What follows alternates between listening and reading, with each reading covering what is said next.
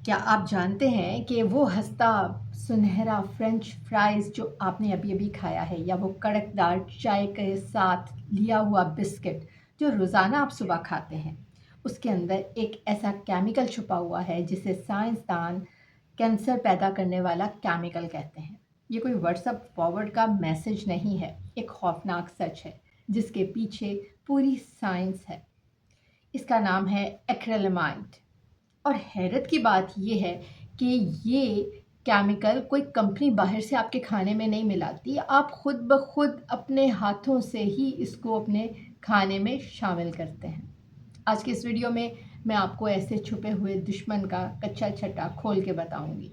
आलमी साइंसदानों के सबूत भी देखेंगे और सबसे अहम बात यह है कि ये भी सीखेंगे कि इससे अपने बच्चों को और ख़ानदान को कैसे बचाया जा सकता है। आइए अब आसान ज़ुबान में समझते हैं कि ये आखिर है क्या।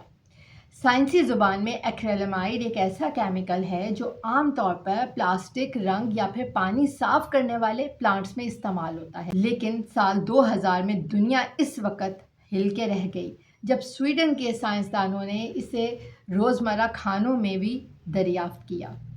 अब आप सोच रहे होंगे कि ये किचन में कैसे आ गया।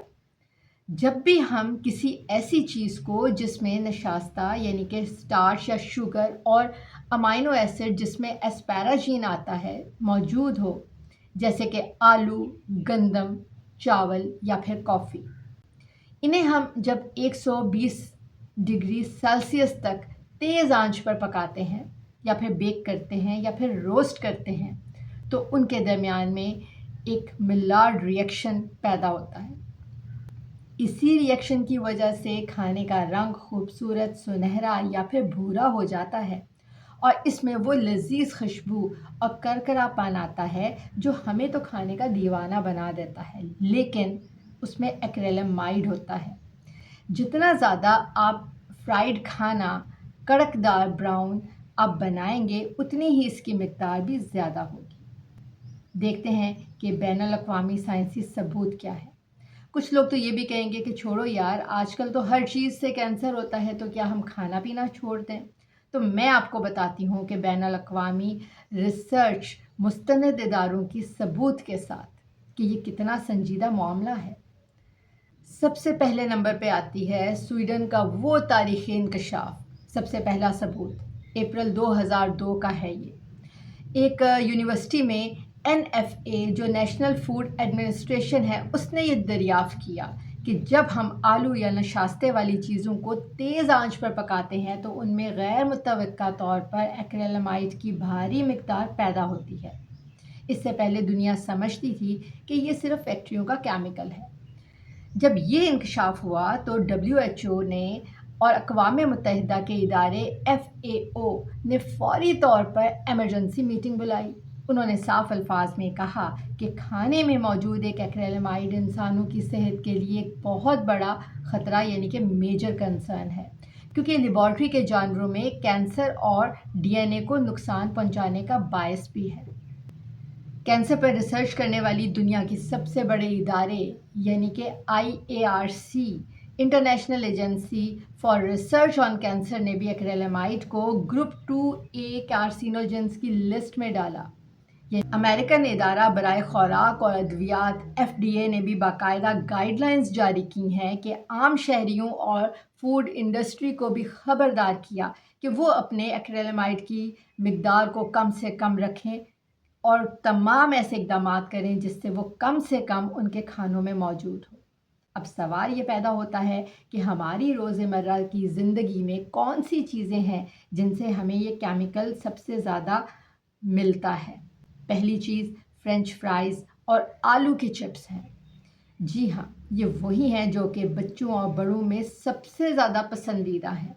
जब आलू को तेज़ गर्म में फ्राई किया जाता है तेल के अंदर, तो उसमें एक्रिलेमाइड बनता है और ये जब ज़्यादा काले या भूरे होते हैं तो उसमें मिकदार भी ज़्यादा होती है।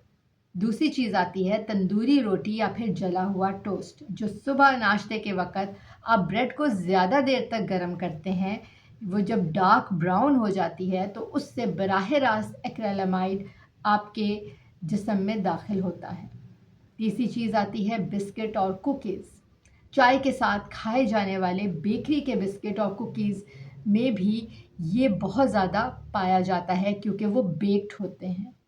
चौथी चीज़ में आता है कॉफ़ी।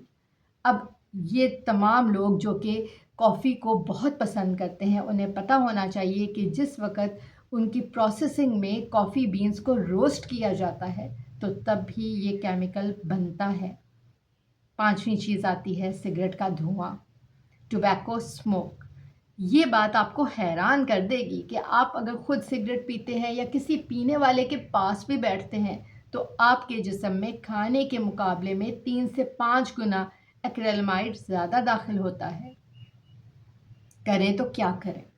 सबसे पहले नंबर पे है कि आपने जब भी घर में आलू को फ्राई करना है, समोसों को तलना है या फिर टोस्ट बनाने हैं, तो उन्हें हल्का सुनहरा रखना है, बहुत गाढ़ा गोल्डन नहीं होने देना।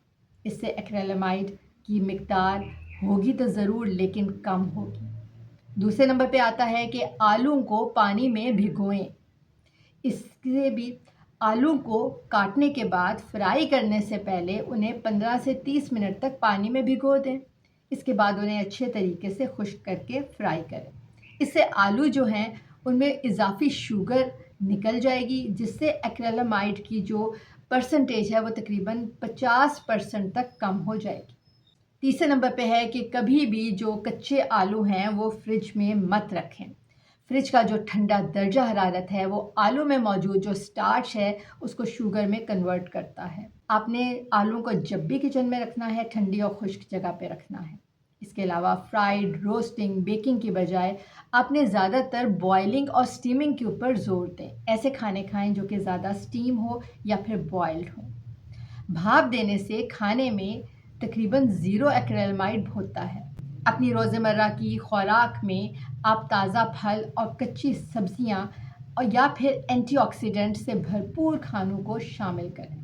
उम्मीद करती हूँ कि आज की इस वीडियो में आपको बहुत इन्फॉर्मेटिव लगी होगी और आप अपने ख़ानदान और अपने बच्चों की हिफाजत के लिए जो टिप्स मैंने बताई हैं, जो तरीके मैंने बताए हैं, उनको रोज़मर्रा ज़िंदगी का हिस्सा बनाएंगे। इंशाल्लाह मिलते हैं अगली वीडियो में नए टॉपिक के साथ। अल्लाह ने के बाद।